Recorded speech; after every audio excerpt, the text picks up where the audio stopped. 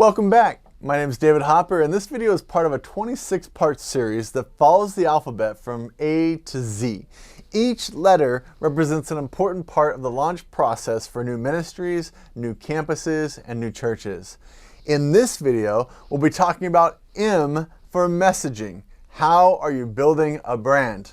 When we talk about the brand of what you're launching, we have to start with the vision that we crafted in chapter 3, the letter C. Take a minute to pull out your vision frame or draw it on like some kind of piece of paper near you. See if you have it by memory at this point. Draw the vision, the frame, the mission, the core values, the operating system, the strategy. Get it all on paper. Next, we need to add components that we talked about in chapter 5, or the letter E.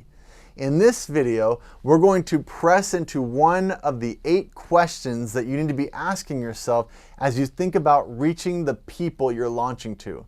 We called this evangelism in chapter 5, but in this chapter, we're going to talk about the specific messaging or branding that we'll be using. This branding will change across multiple social media platforms, as well as each piece of marketing that we use. So let's start with your logo. Your logo tells a message. When you see the Amazon package with that big smile on the box at your door, what's the feeling that you get inside? I don't know about you, but it kind of feels like Christmas when I see that package at my door. Most of the time I open it and it's some clay or art supply that my wife has ordered, and I'm very disappointed, but I still smile when I see the Amazon smile. It's the power of a logo. Put that smile on anything in the world and I know what you're talking about. Same with the golden arches of McDonald's. I don't know how Disney did it, but they created a font that is now known as the Disney font. You could write a grocery list in that font and it makes you think of Disneyland. I mean, how did they do that? How about the Nike swoosh? I mean, what's that supposed to mean? I know it's a Greek goddess of running or something, but whatever. Why did Apple choose an apple? Why the Twitter bird?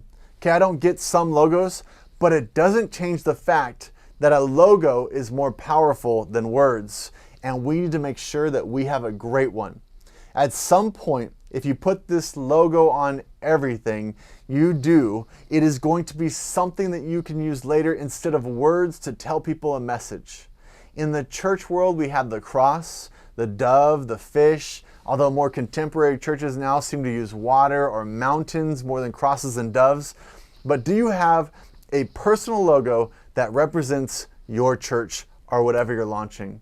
When I launched a church, I used a professional agency to make a logo that incorporated our name into the logo itself, and it was awesome. When I launched a business, I used an online service to make me a logo. For $35, I explained the vision of my company, which was a social media advertising company, and they sent back 8 logos for me to choose from. I ended up going with a boomerang because the idea was I'll throw out a message and it brings back customers. And I'm like, that's genius. And I used it on everything. I loved it. So use a company to get 8 choices for what you're launching, and then ask every person you know to weigh in on it and see if they get the message that you're trying to generate with your logo. Next, you need a tagline. You see, you have your vision frame in front of you, but this is not your mission or your core values. This is that phrase that just rolls off people's tongues when they think of you. Just do it. What company is that? We all know the answer to that question. That's not their mission. It's not their core values. You can go look all of that up on their website. They're much longer. When you are branding, you're thinking about what people are going to retain outside of what you're launching. At first, they're not going to be attracted by a list of a long mission or core values. Those things will matter later, so they have to be great. But this tagline is what's drawing them in. So they want to know those other things about you later. When we launched a church, our tagline was, not a place you go, but people you love.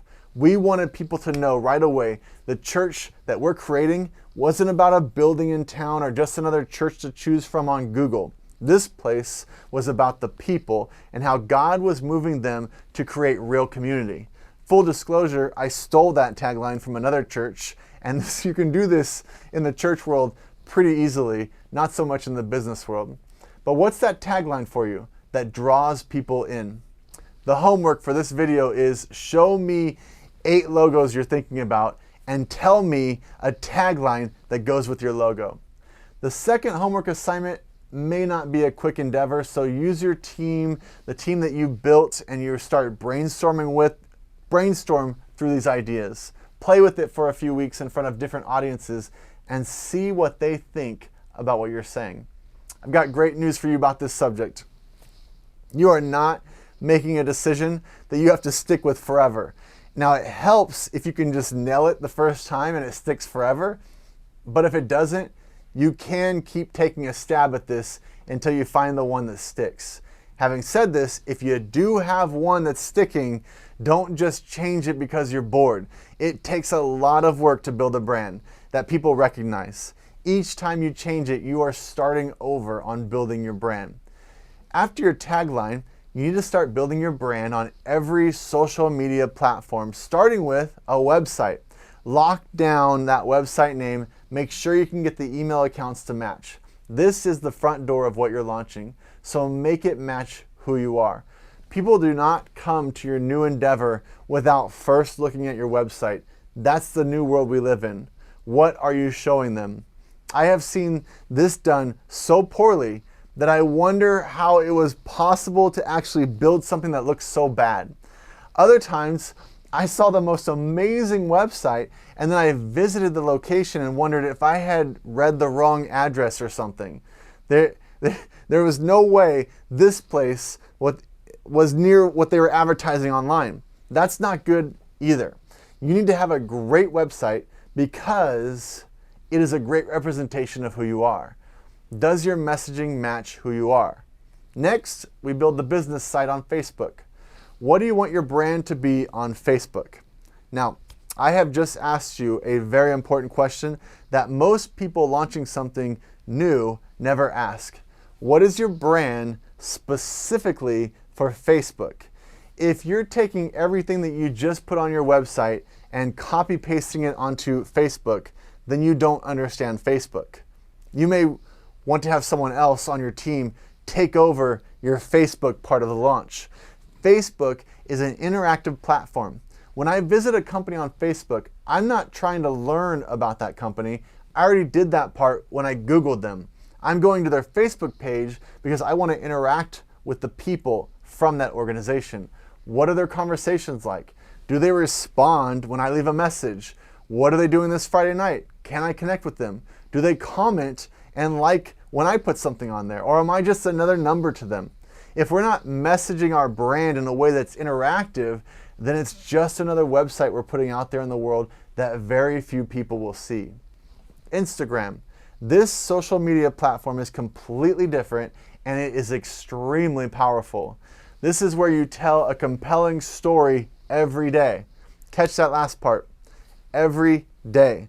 Like I said before, Instagram is one of the most powerful tools in our messaging world, but it is a living, breathing animal that you have to know how to use. You tell stories and you interact with your followers by showing who you are on a daily basis. Now, you don't have to comment on other people's stuff like the interactive platform of Facebook, but you have to tell compelling stories that people will want to check out on a daily basis. So what's your messaging on Instagram? What's your messaging on YouTube? What's your messaging on Twitter?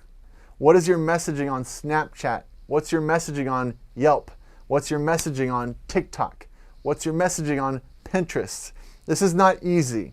Your messaging changes for each social media site, and it all leads back to the front door of whatever you're launching, which will be your website. Once people understand your message, like your website, they recognize your logo, they identify your tagline, then they might just show up at your actual location and decide to be part of your family. Now again, my suggestion would be to outsource your social media presence to someone on your team. In fact, if you've built a large enough team, I would outsource each social media platform to different people on your team that specifically understand that particular tool. They are all valuable if used correctly. If you do not have a big enough team, pick the ones that make the most sense to you and spend all your time doing those correctly. Think about why you're unique and begin to use social media to tell that story. In the description of this video, I'm going to give you a few examples of churches that are doing this well. Check them out, but keep looking on your own. Most likely as time goes on, you'll find even better ones. What is your messaging? Begin to build that brand that will be distinctively you. I can't wait to hear about it in our next coaching session. Next time, we'll be talking about In from Neighborhood Watch. How are we connecting to our neighbors? Thanks for watching, and I'll see you in the next video.